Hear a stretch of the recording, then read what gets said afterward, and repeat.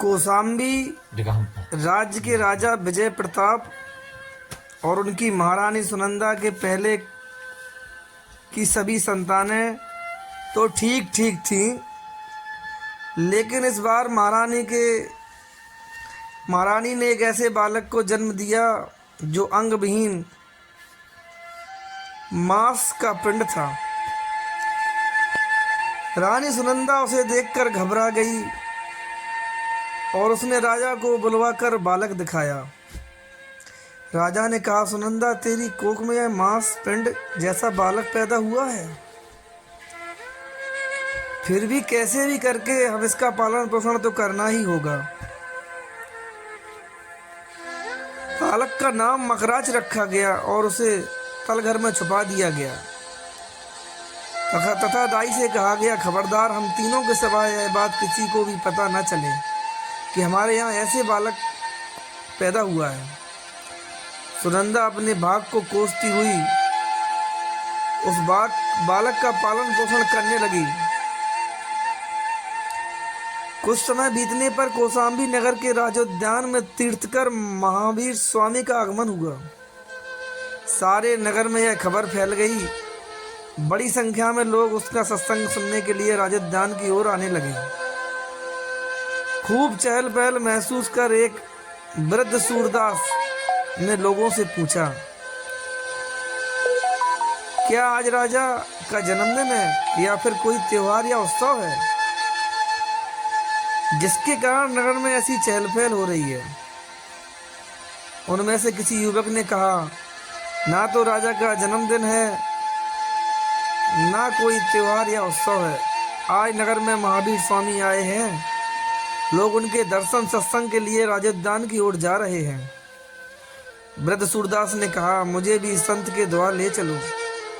युवक ने कहा, आंखों से तो तुम्हें दिखाई नहीं देता और कानों से कम सुनाई पड़ता है, फिर वहां जाकर क्या करोगे? तब वह संत बोला, मैं संत को तो नहीं देख सकूंगा, लेकिन उनकी दृष्टि तो मुझ पर पड़ेगी जिससे मेरे पाप मिटेंगे। कानों से उनका सत्संग भी नहीं सुन सकूंगा, लेकिन वहाँ के सात्विक वातावरण का लाभ तो मुझे मिलेगा। युवक ने हृदय में सज्जनता का संचार हुआ और उसने अंधे वृद्ध को ले जाकर सत्संग स्थल पर एक ऐसी जगह बैठा दिया जहाँ महावीर स्वामी की दृष्टि उन पर पड़ सके। महावीर स्वामी सत्संग कर रहे थे। तभी उनके पट शिष्य गौतम स्वामी, जो हमेशा महावीर स्वामी को एकटक देखते हुए ध्यान पूर्वक उनका सत्संग सुना करते थे, बार बार उस अंधे वृद्ध को ही देख रहे थे। महावीर स्वामी को आश्चर्य हुआ कि मेरी तरफ एकटक देखने वाला गौतम बार बार मुझे मुड़कर क्यों देख रहा है। तब सत्संग पूरा हुआ। तब महावीर ने पूछा गौतम से, आज सत्संग के समय तुमने ऐसा क्या देखा जो तुम सत्संग से विमुख हो गए? बनते सत्संग में आए एक वृद्ध की ऐसी विचित्र स्थिति थी कि आंखों से तो वह अंधा था, उसके शरीर पर मक्खियां भिनभिना रही थीं और उससे भयंकर बदबू भी आ रही थी। बदबू के कारण कोई भी व्यक्ति उसके नजदीक नहीं बैठता था। वह कितना अभागा दुखी प्राणी है बनते, उससे भी ज्यादा दुखी कोई हो सकता है?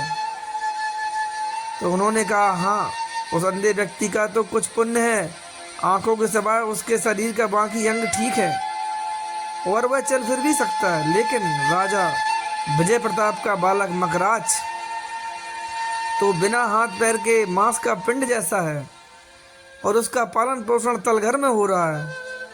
इस बात को केवल राजा और रानी एक दाई ही जानती है। बनते, अगर आपकी आज्ञा हो तो मैं राजमहल जाकर उसे देख आऊं। महावीर स्वामी ने अनुमति दे दी। जब गौतम स्वामी राजमहल में पहुंचे तो उन्होंने देख के राजा विजय प्रताप और रानी सुनंदा चकित रह गए उनको देखकर और सोचने लगे, यह भिक्षा का समय नहीं है और भिक्षा पात्र भी उनके हाथ में नहीं था। फिर भी महावीर स्वामी के ये पट शिष्य हमारे राजमहल में आए हैं राजा ने गौतम स्वामी का आदर सत्कार किया और बोले, आपका यहाँ पधारने का राजमहल आपका यहाँ पधारने से यह राजमहल पवित्र हो गया। हम आपकी क्या सेवा करें, हमें आज्ञा दीजिए।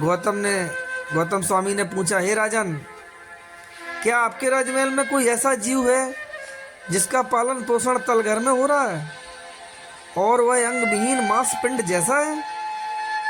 गौतम स्वामी का प्रश्न सुनकर राजा रानी चिकत हो गए और राजा ने उनसे पूछा, इस बात को हम दोनों व एक दाई के सिवाय कोई नहीं जानता, फिर आपको यह सब कैसे पता चला? राजन, मुझे यह सब महावीर स्वामी ने बताया है और मैं यह मकराक्ष को देखने आया हूँ।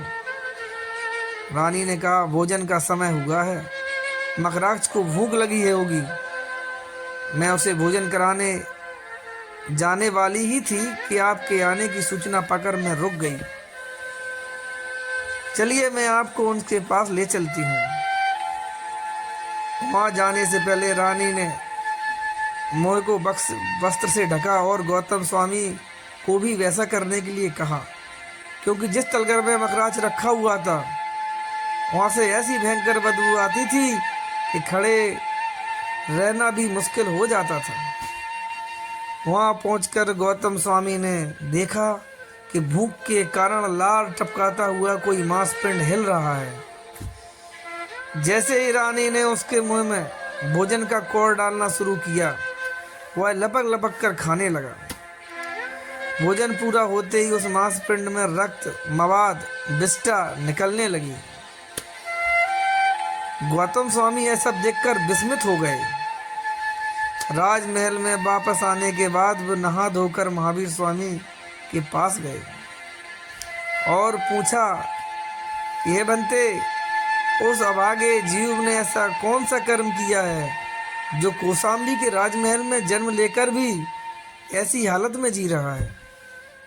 तब उन्होंने कहा, हे गौतम, वह पूर्व जन्म में इसी भरत क्षेत्र के सुकर्णपुर नगर का स्वामी था और अन्य 500 ग्राम भी उसके अधीन थे। तब उसका नाम इक्काई था। वह अविद्यमान संसार को सत्य मानकर धन के लोभ में इतना नीचे गिर गया था कि लूट मार और अपहरण उसकी प्रजा का शोषण करता था। अपनी स्त्री के होते हुए भी पराई स्त्रियों पर नजर रखता था। साधु संतों का अपमान वह सत्संग का अनादर करता था। पूर्व जन्म के अपने इन नीच कर्मों के फलस्वरूप वह अंगविहीन मांसपिंड के रूप में जन्मा है और राजघराने के में जन्म लेने के बावजूद राजसी सुखों से वंचित होकर भयंकर कष्टों का संताप सहन कर रहा है।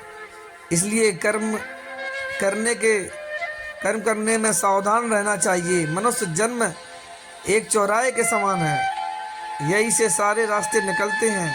चाहे आप अपने जीवन के ऐसे घृणित कर्म करो कि आप ब्रह्म राक्षस बन जाओ, या आपके हाथ की बात है, या फिर जब ध्यान, भजन, सत्संग, संतों का संग आदि करके ब्रह्म ज्ञान पाकर मुक्त हो जाओ, यह भी आपके हाथ की बात है। ब्रह्म ज्ञान पाने के बाद कोई कर्म आपको बांध नहीं सकेगा। दोस्तों, इसी के साथ हमारी कहानी संपन्न हुई।